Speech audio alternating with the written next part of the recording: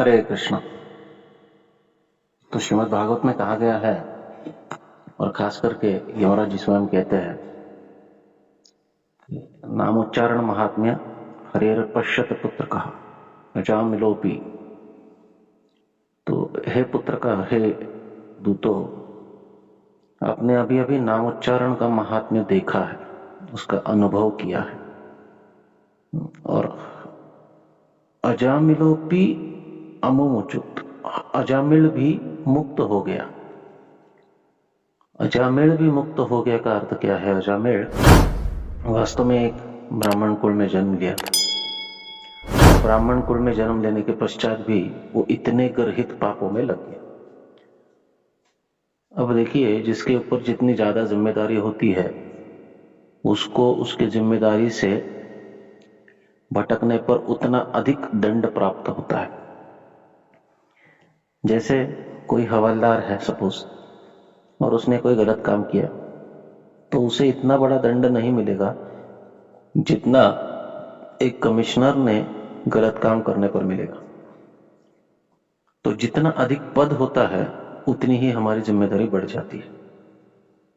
ऊंचे कुल में, ऊंचे पद पर, समाज में जितनी अधिक प्रतिष्ठा है, उस प्रतिष्ठा के अनुसार हमको जीवन बिताना बहुत आवश्यक होता है।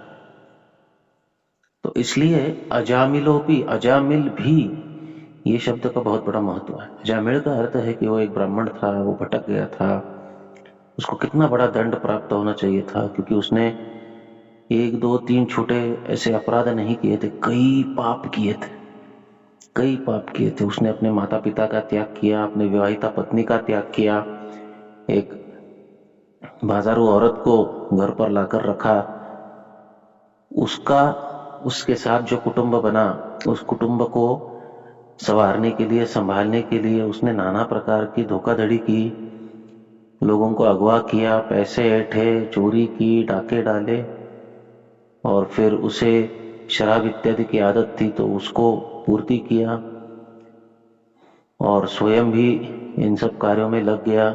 ये सब उसने किया। और जरा देखिए, ये सब कब हुआ? यानी उसके जीवन में ये जो अपघात हुआ कि उसने उस शूद्र और शूद्राणी को देखा, ये कब देखा? जब वो अपने पिता के यज्ञ के लिए सामग्री ढूंढने जा रहा था। मतलब वो कार्य भी ऐसा कोई बहुत गलत नहीं करने जा रहा था, एक धार्मिक कार्य में लगा हुआ था। पिता के आज्ञा अनुसार वन में जाकर वो यज्ञ की सामग्री, समिधा इत्यादि लाने गया था। और आते आते उसने ये दृश्य देखा, जब एक शूद्र व्यक्ति एक वेश्या से भरी सड़क पर नाना प्रकार के क्रियाएं कर रहा था। तो ये विषयों के ऊपर वो ध्यान करने लगा। और जैसे ही हम विषयों के ऊपर ध्यान करने लगते हैं, ध्यायताम विषयोपुंसः संगस्तेषु उपजायते, संगात संजायते काम, कामात् क्रोधो विजायते। तो जैसे ही हम विषयों के ऊपर ध्यान करने लगते हैं तो हमारा मन जो है वो विषयों की तरफ आकर्षित होने लगता है। संग उपजायते का अर्थ है आसक्ति उत्पन्न होती है, और संगात संजायते काम, और आसक्ति से काम उत्पन्न होता है, काम से क्रोध उत्पन्न होता है, और क्रोध से फिर आके क्रोधात् भवति सम्मोहात्, सम्मोहात् स्मृति विभ्रमः, क्रोध से व्यक्ति सम्मोहित होता है, सम्मोहित होके सम्मोहात् स्मृति विभ्रमः, स्मृति विभ्रम होता है, वो भूल जाता है कि उसका कर्तव्य क्या है, क्या करना चाहिए, उसको क्या नहीं करना चाहिए, सब भूल जाता है। तो ये सब प्रारंभ कहाँ से होता है? विषयों के ऊपर ध्यान करने से। और स्मृति भ्रमशात बुद्धिनाशात प्रणश्यति, इसका बुद्धिनाश होता है और सर्वनाश हो जाता है। और यही सीक्वेंस से आप देखोगे कि अजामिल के जीवन में सब कुछ हुआ, और यही सीक्वेंस से आप देखोगे कि हमारे जीवन में भी जो भी घटते रहता है, अच्छा या बुरा, वो इसी सीक्वेंस से घटते रहता है। हम जिसके ऊपर ध्यान करते हैं उसके प्रति आसक्ति उत्पन्न होती है। आसक्ति उत्पन्न होने से अगर वो आध्यात्मिक आसक्ति है तो वो आनंद देती है, भौतिक आसक्ति है तो वो क्रोध और लोभ के जाल में हमको फंसाती है, फिर आगे सब कुछ घटता है। ये सब होता है ये हमने देखा है कि हम अनुभव करते, और खास करके जो साधक है, थोड़ा बहुत नाम जप किए हैं 2 4 5 10 वर्ष, उनको तो ये अनुभव बार बार आता है कि कभी उनका नाम बहुत सुंदर होता है, कभी कभी वो भटक जाते हैं, कभी मन नहीं लगता, कभी ध्यान नहीं लगता, कभी करने की इच्छा नहीं होती, ऐसा बहुत कुछ होते रहता है। परंतु फिर भी नाम उच्चारण का महात्म्य बहुत आवश्यक है। अब यमराज जी क्या कह रहे देखिए, नाम उच्चारण महात्म्य, नाम उच्चारण करने का महात्म्य है। जरूरी नहीं है कि नाम के ऊपर ध्यान किया जाए या बहुत प्रेम से नाम लिया जाए, केवल उच्चारण करना चाहिए। भक्तिनाथ ठाकुर कहते हैं कि आपकी जो ओष्ठ है बस उसको आपको वाइब्रेट करना है, वो ओठों को आपको हिलाना है, ऊपर नीचे करना है, और उससे नाम उच्चारण लेना करना है। नाम के ऊपर ध्यान और नाम के ऊपर या फिर शुद्ध नाम का ये सब तो बहुत आगे की बात है। शुद्ध नाम का साक्षात्कार हो या फिर प्रेम से नाम लेना हो, या नाम लेने से हम रुक ही नहीं सकते हो, ये सब स्थितियां जो है ये बहुत आगे की स्थितियां है। यहां तक जाने से पहले भी केवल नाम उच्चारण, उच्चारण का अर्थ है बड़ी आवाज में उसको उच्चारण करना चाहिए। हरे कृष्ण कृष्ण कृष्ण हरे हरे, हरे राम राम राम हरे हरे। बस केवल इस प्रकार से उच्चारण करने से ही सब कुछ सिद्ध हो जाता है, सब सिद्धियां प्राप्त हो जाती है। उसका महात्म्य बहुत बड़ा है। अजामिल भी एक बहुत बड़े भय से और एक बहुत ही बड़े संकट से बच गया। जरा सोचिए, अगर यमदूत उसे ले जाते तो उसका कितना बड़ा अकाउंट था पापों का, इतना पापों का अकाउंट था। यमराज का सुपर कंप्यूटर हैंग हो गया था, इतने पाप उसने किए थे। और इसलिए ये सबसे आश्चर्य की बात थी यमदूतों के लिए कि इतना पापी व्यक्ति भी कैसे छूट सकता है।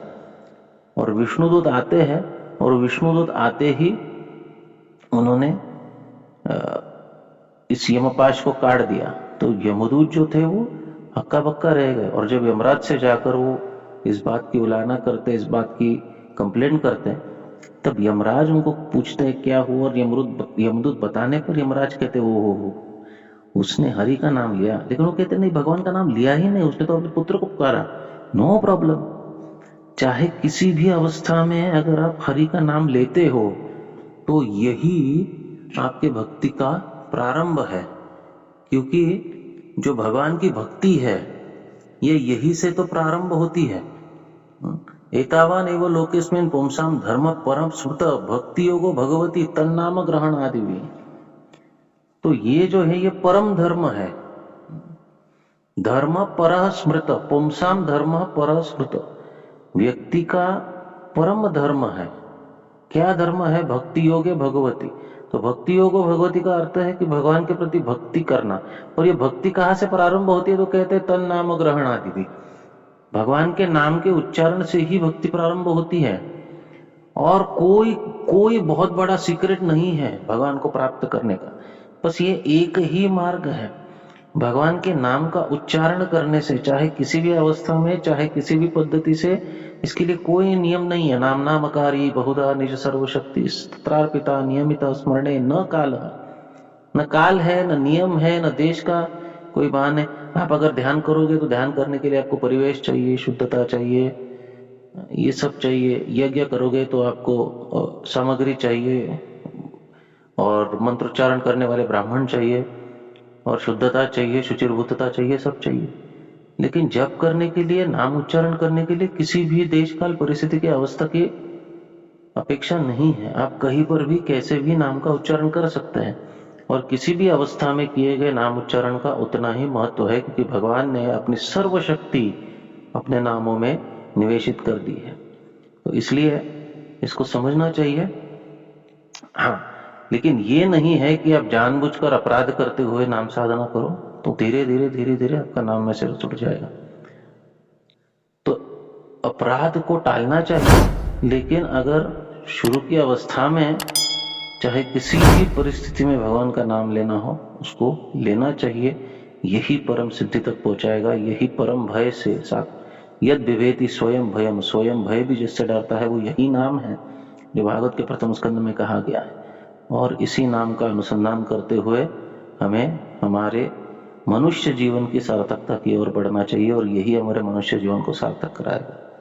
हरे कृष्ण।